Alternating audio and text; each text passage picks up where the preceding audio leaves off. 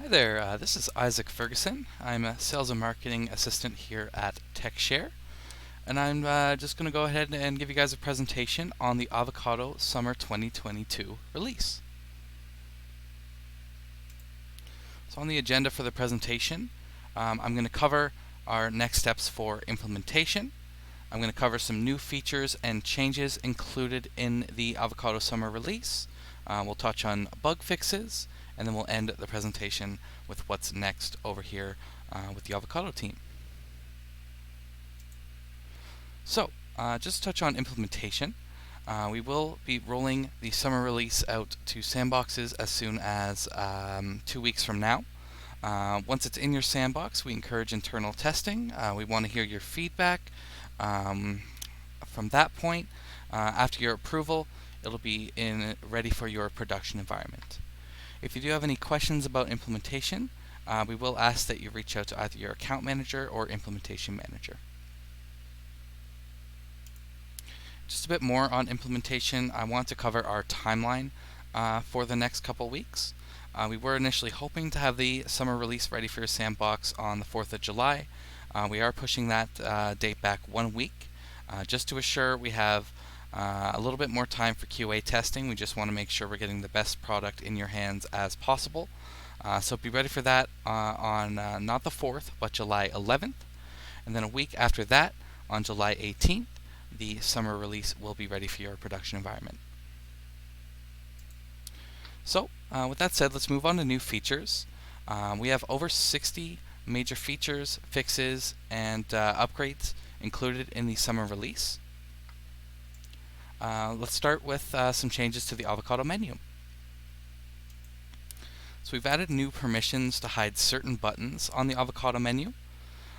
This is configured with custom permissions. So this is the Avocado menu screen. This should all, of course, be familiar to you if you're an Avocado user. However, with the summer release, we can now customize which buttons are accessible to certain users, and again, that's accomplished with custom permissions. Another example here, just the very basics. Maybe for your front-end users, you can now configure Avocado to display just the very basics for what your front-end users will need. And again, you can set those permissions for different users at your organization. So next, we'll talk about the Avocado Portal. Firstly, we've added the ability to pay for future payments through the Avocado Portal. So your portal users, they can now pay for payment schedule items due at any point, be it past, present, or future. This process will indicate when the payment is due, just so our user can tell that they are paying for something that is not yet due if appropriate. Next, mandatory fields when creating new portal contacts. We've added the ability to customize which fields are now mandatory in the Avocado Portal.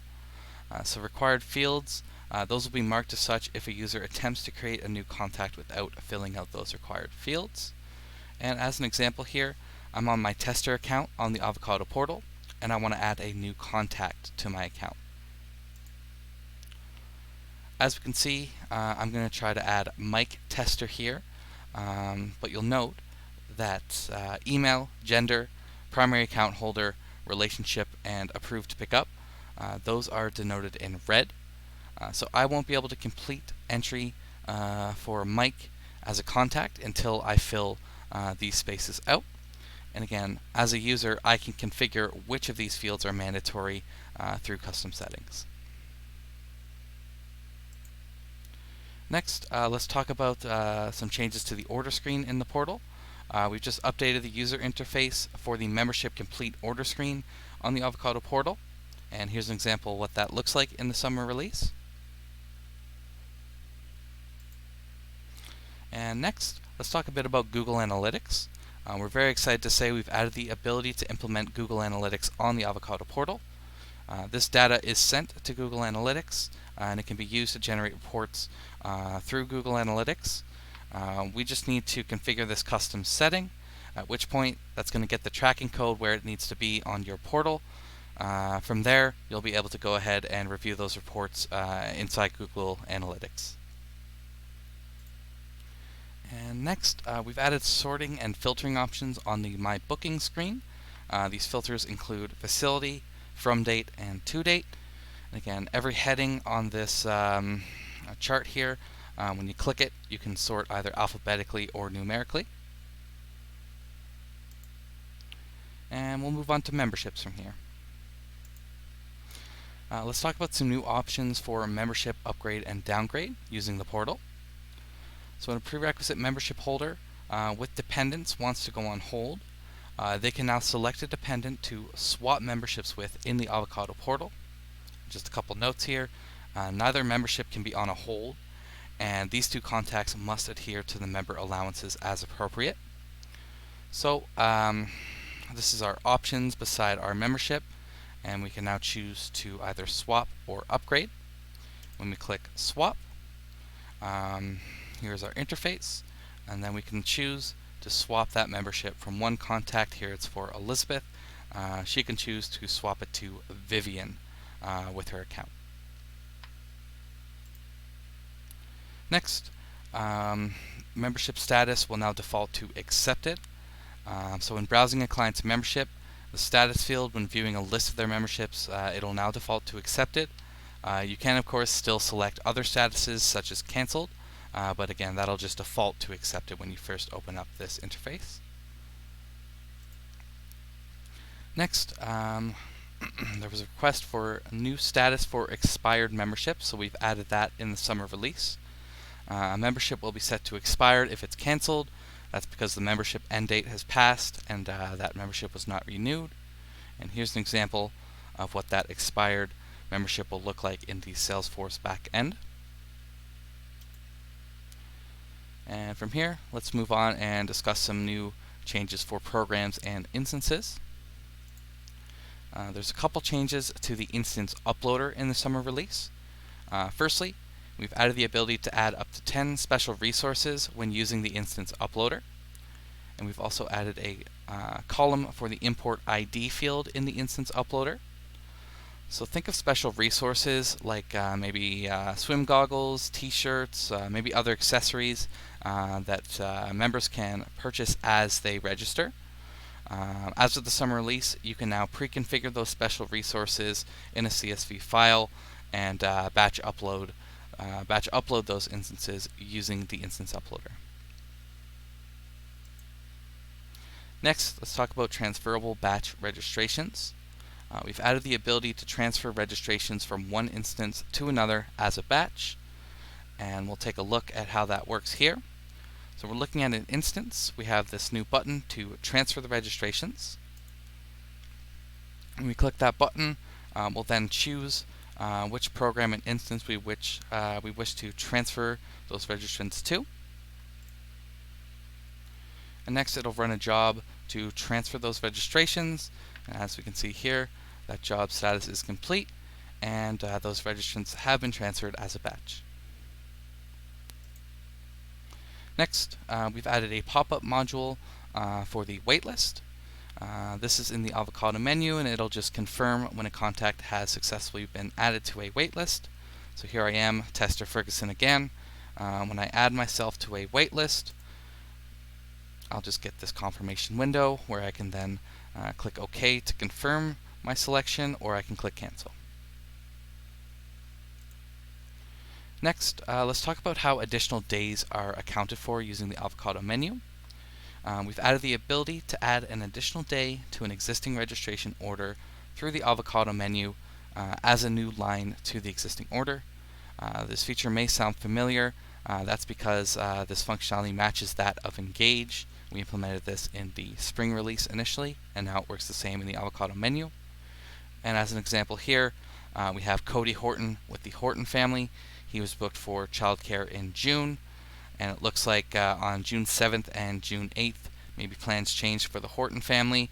So he used additional days on those days, and those populate below that existing order item.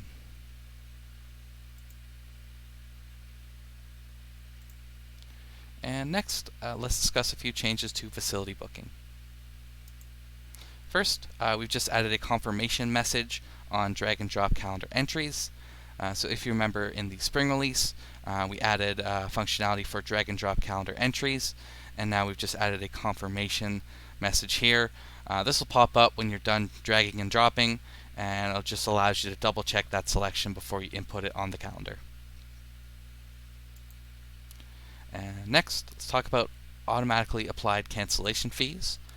So we've added the ability to automatically apply a fee when a facility booking is canceled. This is a customizable fee.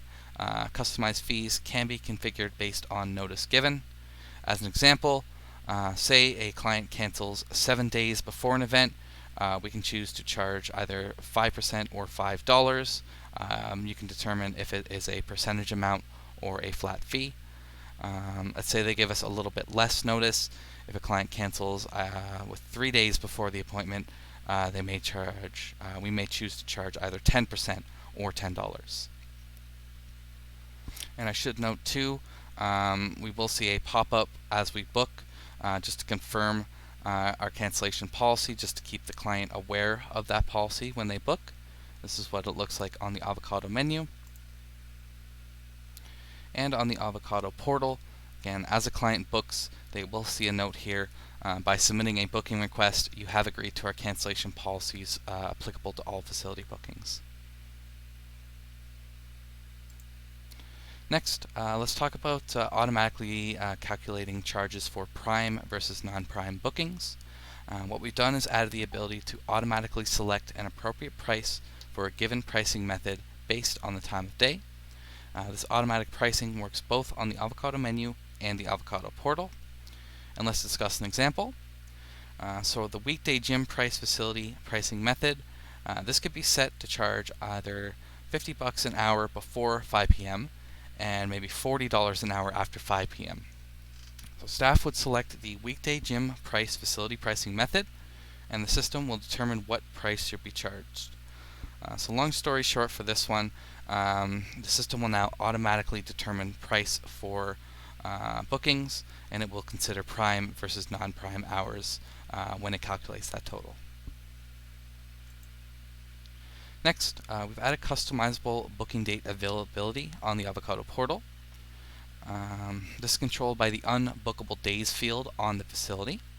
So as an example, if we set that field unbookable days to 7, the client will not be able to create a booking earlier than 7 days from that day they're booking. So really, you're just configuring a window from which the client will be able to book. This is a great application for this one.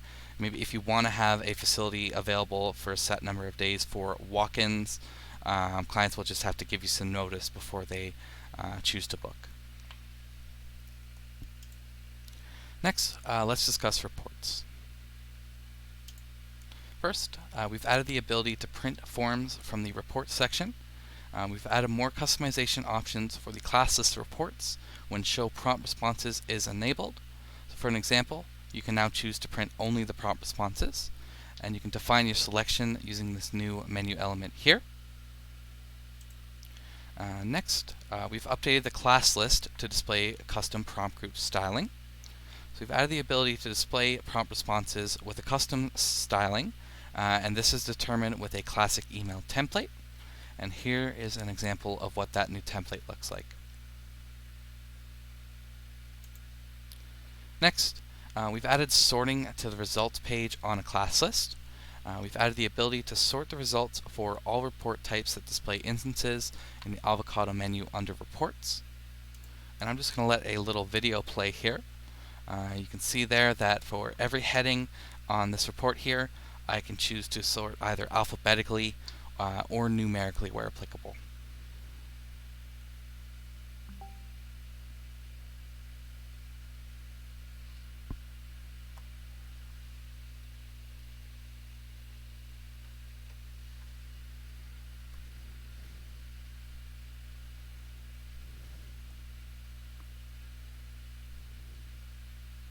Alright, let's move on here. We've added a new attendance report. We've added a new report type. This will display weekly and monthly attendance records. This is displayed in the Avocado menu under Childcare under Attendance. This visual ultimately just makes it easier for your staff to review that attendance record. So we're looking at attendance records for this particular instance here, And as we can see, for the different contacts, we have a very visual, easy to read view here of their attendance records. And finally, let's talk about some brand new Avocado reports available in Salesforce. So we've added this list of reports to all environments. We put some great effort into consolidating our reports and adding new ones to the summer release. I'll let you guys read the full list here in our release notes for more information. But I do want to note that all Avocado reports they'll be accessible in a read-only folder titled Avocado as of the summer release. So you always have the access to these clean folders, or these clean reports rather. They're read-only, so you'll just need to make a copy before you edit. We just wanted a means to always have access, again, to that a clean slate of different reports available to all our different users. So with that said, again, I'm not going to cover this full list of new reports. I'm just going to touch on a couple with you guys during this presentation. So first, one new report we've added is the check-in, check-out attendance report. Rather self-explanatory, but this report here is just going to allow your team to analyze which date and time attendees checked in and out of a particular instance in Engage. And next is the drop-off pick-up report. This report is going to offer insights to your team on who dropped off or picked up a child, as well as where and when the drop-off or pickup occurred. Next, let's discuss a couple changes to the order screen. First, we've set up a new script to automatically delete draft orders. So we've added this new ability to schedule a batch job. This is going to delete draft orders in an environment once a day. The job will also create a generated file. This will let you know which orders were deleted, which orders weren't, and why an order may not have been deleted. And again, that job is going to run once a day. You can set it to run overnight. Next, let's talk about some new functionality to pay off multiple outstanding payments with a single transaction. This is available in the Avocado menu under Account, Orders, View Outstanding Payments. So again, we're back here on the Tester Ferguson account. I'm going to click View Outstanding Payments. From here, I can review the full list of my outstanding payments. I can choose to select all of them, or I can define my selection from here. Once I'm happy with my selection, I just go ahead and make that payment. And again, one very simple order, just using one transaction here. So next, let's discuss a few changes to Engage. First one here, let's just talk about the pick list for the filter by check-in status. So as you know, we can filter results by member check-in status in Engage, and we've just updated the language on this pick list. Now reads absent, checked out, not expected, not checked in, or checked in, of course. And just as an example here, when we choose not expected, we'll get a list of children here. We know these children are registered for the instance, but on this particular day, we're not expecting them to attend. Next, let's talk about saving search filters in Engage. So Engage will now save your most recent selections using your web browser cache. We do recommend Google Chrome generally speaking, but remember to use Google Chrome to ensure this feature works properly. The following filters are saved automatically: program, division, region, branch, and facility. So you just have to set those once, and they'll be ready for you the next time you log into Engage. Next, we've added a Other option to the checkout screen in Engage. Parents, they can now choose to provide the information of a temporary contact as authorized pickup contacts. So think of maybe grandparents, babysitters, family friends, those that may have to pop in once in a while and pick up a child. They may not necessarily be under the account for that family, but for those days where grandma needs to pick up a child, we can record her information, just so we have a clean and concise record of who is picking up that child at the end of the day. And finally, this is one we're very excited about. I put it at the end here. We've added a skills module to Engage. So with this, your staff can input skill assessments and view skill history. Your users, your members, they can also view their skill progress using the Avocado Portal. And prerequisite skills can be required to register for an instance. So let's take a closer look here. This is our Engage interface. You're all likely familiar with this. But if we look a little closer, you can see I've selected Skill at the top left here, and I've chosen an instance. From here, I'm going to click Assess Skills. When we click Assess Skills, we'll now have a menu here for which I can rank my contacts by all these different skills here, and I can keep a detailed record of how members are progressing through different challenges for that instance. I can also make notes where applicable as well. And again, those contacts, they can even view their progress themselves using the Avocado Portal. Next, just a couple sort of miscellaneous changes I want to talk about in this presentation. So, prompt groups, they now work the same across all divisions. This will take place in both the Avocado Menu and the Avocado Portal. One use case for this one, for example, you can now assign account or contact-based forms across all divisions. And as a refresher here, this is what our prompts look like in the Avocado Menu. And this is what your client sees in the Avocado Portal. And finally, tax receipts are now able to be emailed to primary contacts using the Avocado Menu.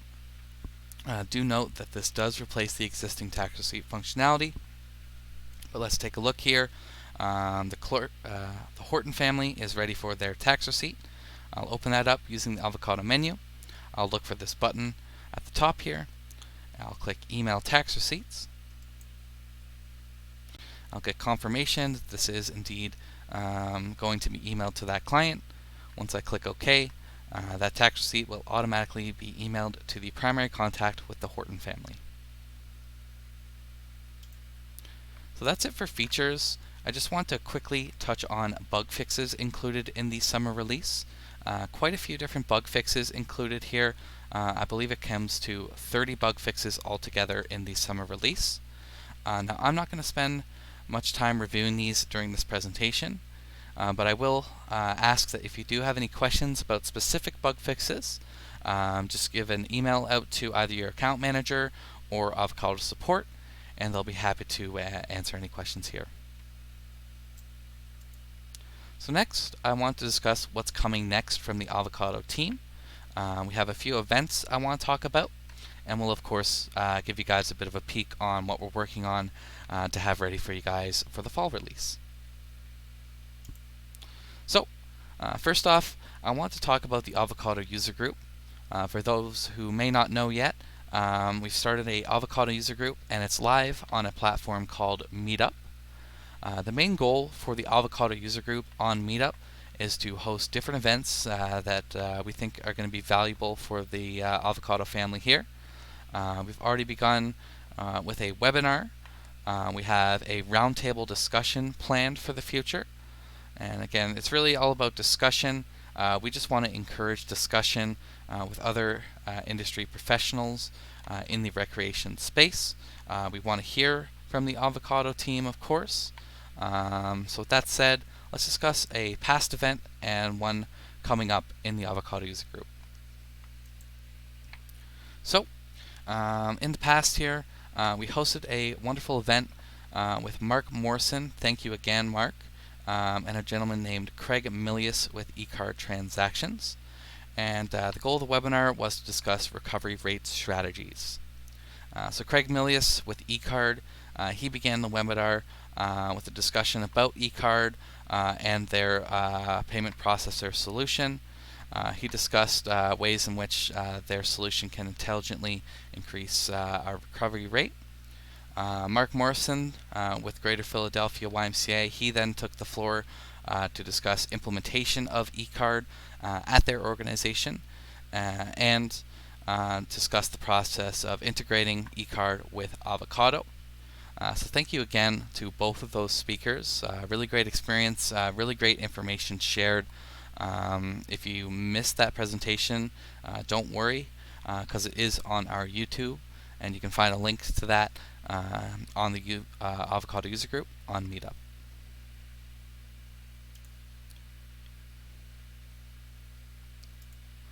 So that was a past event, and I want to tell you guys about an upcoming event too. So the next Avocado user group event, this one's going to be a roundtable discussion all about $10 a day childcare subsidies. So we invite your team, your childcare team, to join the call because we want to hear your thoughts so far.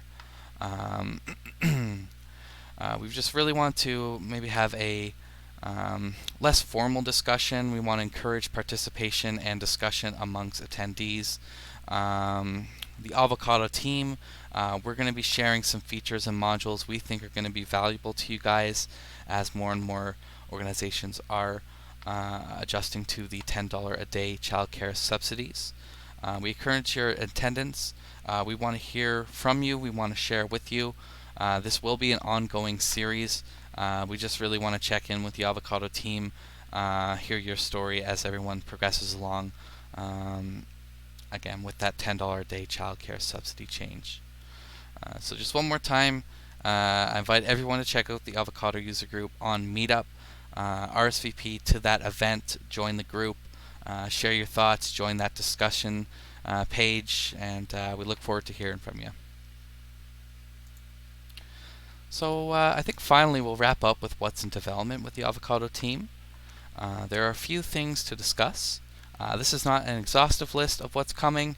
That list will be coming in the fall release notes. I just like to end these presentations with a glimpse of what's on the Avocado team's radar for the quarter. So let's begin. There is a new Kiwi check-in app coming soon. We're also working on enhancements to Cantaloupe. Namely, we're working on integrations with external access control systems. We're also working on enhancements on Engage, and working on integration with forms. Development is ongoing for a makeup class module. Account statements will be integrated with Avocado Portal in coming releases.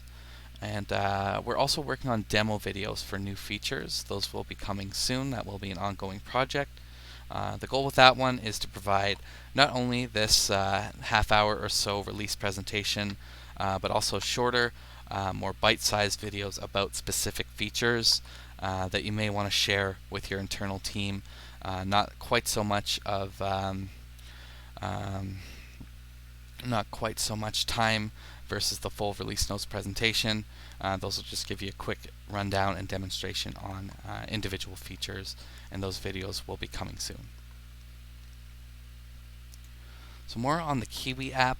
I just wanted to give you guys a quick glimpse of Kiwi. And as a refresher, this is the current Cantaloupe user interface. And this is a work in progress of Kiwi. I believe the plan for Kiwi is to very slowly replace functionality on offer in Cantaloupe. But like I said, we are still working on enhancements to Cantaloupe for the shorter term. We're working on this Kiwi based on client feedback. We're looking forward to getting this into more people's hands. Again, more info on Kiwi that will be available shortly. And let's just discuss our timeline for the fall release. Like I said, we'll have much more information ready for you guys for the fall release on September 19th. You'll get that usual email from me with the release notes and an invitation to the presentation. I'll be meeting with you guys again on September 26th to cover everything in the fall release. And then we'll follow those weekly milestones after that. The fall release will be ready for your sandbox on the 3rd of October. And by October 10th, it'll be ready for production. And just to review again, our quarterly release plan for 2022. For July 18th, the summer release, that'll be ready for your production environment. Again, early October, the fall release will be ready for production. And very early 2023, we'll have the winter release ready for your production environment.